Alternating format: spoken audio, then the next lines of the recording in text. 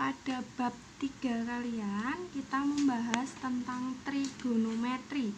Pada trigonometri sendiri yang pertama, subbab pertama itu adalah ukuran sudut dan perbandingan trigonometri. Kita tulis dulu ya. Nah, pada ukuran sudut itu sendiri, kalian bisa lihat pada halaman 101 LKS kalian. Ukuran sudut yang pertama itu ada, poin pertama ada satuan derajat. Nah, satuan derajat sendiri adalah, misalkan ada, kalian pasti mengenal 360 derajat. Nah, 360 derajat di sini adalah satu putaran. Nah, familiarnya ketika di soal itu adalah 1/360 putaran itu sama saja dengan 1 derajat. Silakan diperhatikan ilustrasinya pada halaman 101. Jika sudah, kita masuk ke poin B, ada satuan radian. Di sini satuan radian bisa kalian lihat pada halaman 102. Di situ ada sudut POQ, di mana pada gambar 3.4 di situ ada sebuah sudut. Misalkan di sini ada sebuah lingkaran dengan sudutnya O, Q, dan P. Nah, di situ disebutkan bahwa segi sudut P, O, Q itu sama saja dengan panjang PQ dibagi dengan jari-jari R radian. Pada ketiga itu ada hubungan satuan derajat dan radian. Di sini hubungannya adalah ketika 1 derajat itu sama saja dengan pi per 180 radian, atau biasa disebut sebagai 1 per radian itu sama aja dengan 180 derajat dibagi dengan pi. Nah, sampai sini bisa kalian baca di LKS kalian masing-masing halaman 102. Selanjutnya, pada trigonometri ini kita mengenal sebuah sudut dan kuadran. Silakan poin 3 ada sudut dan kuadran. Sudah familiar sekali ketika kalian SMP mengenal sebuah lingkaran. Sini ada sebuah lingkaran di mana sudutnya pasti 360 derajat, ya kan? Satu lingkaran ini adalah 360 derajat. Nah, di sini kita bagi menjadi 4 bagian. Nah, bagian pertama kita sebut dengan kuadran 1, di mana di situ kuadran 1 pi-nya atau alfanya boleh lebih dari 0 derajat kurang dari 90 derajat. Dan di kuadran 2 berarti alfanya lebih dari 90 derajat kurang dari 180 derajat. Selanjutnya, di kuadran ketiga di sini adalah alfanya lebih dari 180 derajat kurang dari 270 derajat. Dan di kuadran keempat alfanya lebih dari 270 derajat kurang dari 360 derajat. Nah, di sini kalau kalian sudah familiar sekali dengan satuan radian ini, biasanya ini kalau di SMP disebut sebagai daerah kuadran 1, 2, 3, 4. Nah, ini digunakan untuk ketika kalian mencari sudut-sudut pada kuadran nanti. Di sini selanjutnya kita bahas tentang perbandingan trigonometri pada segitiga siku-siku. Nah, kalau segitiga siku-siku kalian kan sudah familiar sekali ya. Namanya segitiga siku-siku pasti salah satu sisinya terletak ada siku-sikunya, Bu, gitu kan. Nah, di sini misalkan ada sebuah segitiga siku-siku dengan sudutnya, salah satu sudutnya adalah sudut alfa. Oke. Pada sudut alfa, di depan sudut alfa, berarti kan di sebelah sini. Di depan kita tulis saja depan. Terus karena ini miring, porsinya miring, kita sebut sebagai sisi miring. Oke. Mengingat kembali pelajaran SMP. Nah, tinggal satu sisi, Bu. Ini berada di sebelah sampingnya sudut. Oke, kita tulis sisi samping. Gini kan? Nah, karena kita menggunakan segitiga siku-siku, kita bisa mencari familiar dengan kata sinus, kosinus, dan tangen. Pada SMP, coba kalian ingat bahwasanya ketika ada sinus alfa, suruh mencari kosinus alfa dan tangen alfa. Hal mudah sekali, Bu. Kan sudah pernah. Nah, sekarang kita mengingat kembali. Sinus alfa itu apa sih? Sisi depan sudut dibagi dengan sisi miring sudut, ya kan? Nah, selanjutnya kosinusnya adalah sisi samping yang dibagi dengan sisi miring. Berarti otomatis ketika kalian sudah mengetahui sinus dan kosinus, kalian dengan sangat mudah untuk mencari tangennya. Tangennya adalah sisi depan dibagi dengan sisi samping. Sampai sini kalian paham? Contohnya bisa kalian lihat pada halaman 103, itu lebih detail buku-buku kalian. Nah, ini saya hanya sedikit menceritakan. Atau pada halaman 104 kita menggunakan di LKS kita menggunakan sebuah permisalan ada X, Y, dan R. Sama.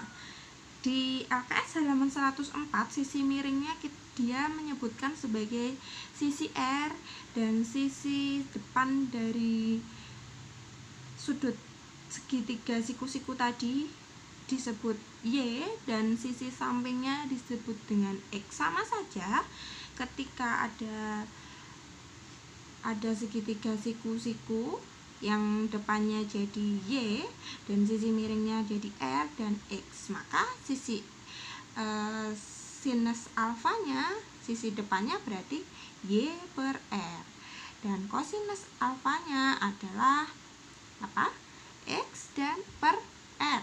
Selanjutnya untuk tangannya berarti otomatis Y per X. Gampang sekali ya di sini.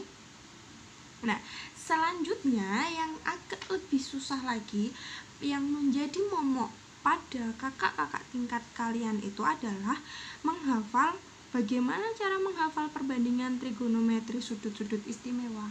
Sebenarnya tidak perlu dihafalkan. Kenapa nggak perlu dihafalkan? Karena ketika kalian mengetahui nilai sinusnya, otomatis kalian bisa mencari kosinus dan tangennya. Kita coba ya.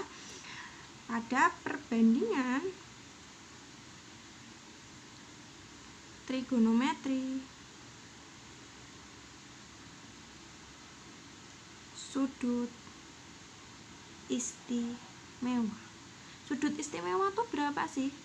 Nah, sudut istimewa itu ada 0, 30, 45, 60, dan 90. Nah, di sini ketika kalian mengetahui sinusnya, maka kalian bisa mencari kosinusnya, bisa mencari tangennya dengan mudah sekali. Kok bisa, Bu? Iya, kenapa? Istimewa di sini dari mencari sebuah sudut-sudut istimewa dari sebuah trigonometri itu adalah kalian hanya biasanya hanya perlu familiar yang depannya saja atau sinusnya saja. Ketika kalian sudah tahu sinusnya, kalian dengan mudah mencari kosinus dan tangen. Sudah saya ulang-ulang terus berulang kali bahwasanya ketika sinus 0 itu adalah 0 dan sinus 30 itu adalah setengah, sinus 1/4 adalah setengah akar 2, dan sinus 60 adalah setengah akar 3, dan sinus 90 adalah 1. Nah, untuk mencari kosinusnya adalah ketika kosinus 0 itu sama saja dengan sinus 90 1, dan kosinus 30 adalah setengah akar 3.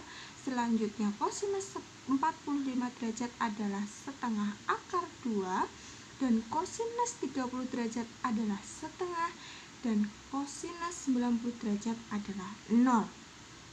Nah, sudah menemukan sinus dan kosinus. Bu, ini yang paling susah adalah tangen. Gimana cara mencari ataupun menghafal dengan mudah tangen? Tangen itu adalah pembagian dari sinus dibagi kosinus. Ketika 0 dibagi 1 hasilnya berapa? 0. Ketika setengah dibagi setengah akar 3 hasilnya berapa?